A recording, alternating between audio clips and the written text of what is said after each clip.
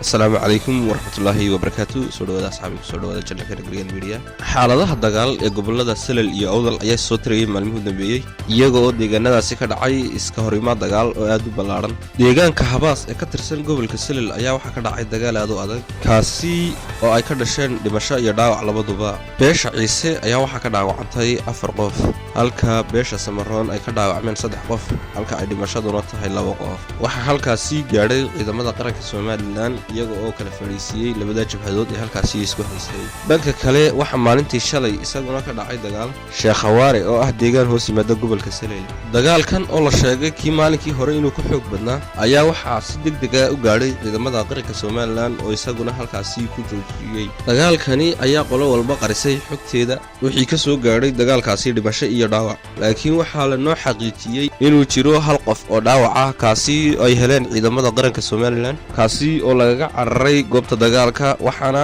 la sheegay in uu yahay beesha Gadabuursi waxa isaguna maalintii shalay gaaray deegaanada Habaas iyo Xariirad jaranka ciidamada qaranka Soomaaliland Nimcaan Gaaxnu kaasi oo raba inuu fuliyo awaamiir ay soo saartay xukuumadda Soomaaliland oo ahayd in hubka ay dhigaan dadka shacabka ee Soomaaliland waxaana uu maalintii shalay la hadlay odayada deegaankaasi waxaana uu sheegay arrinkaasi inuu socdo sida la filayo